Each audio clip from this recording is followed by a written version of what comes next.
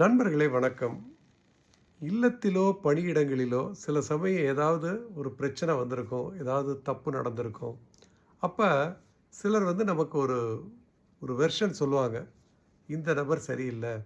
அப்படிங்கிற மாரி ஒருத்தர் மேல கைய காமிச்சுருவாங்க. அப்ப நம்ம என்ன செய்வோம்? அந்த நபர் தவறு என்று உறுதியாக நம்புவோம்.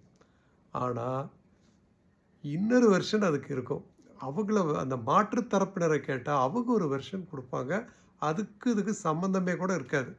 அதனால ஒரு வெர்ஷன மட்டும் வச்சுக்கிட்டு, ஒருத்தரை குற்றவாளி என்று சொல்வது மிக மிக தவறு. 2 சைடும் கேட்டுட்டு, நமது சொந்த அறிவை கொண்டு, இது எது நடந்திருக்கும் அப்படின்னு நம்ம முடிவு பண்ணி, அதுக்கப்புறம் தான் அதுக்கான சொல்யூஷனையோ, அல்லது அதற்கான ரெமெடியோ நம்ம எடுக்கணும். இது ரொம்ப முக்கியம். இல்லாவிட்டால் சில அப்பாவிகள் பாதிக்கப்படுவார்கள். நன்றி.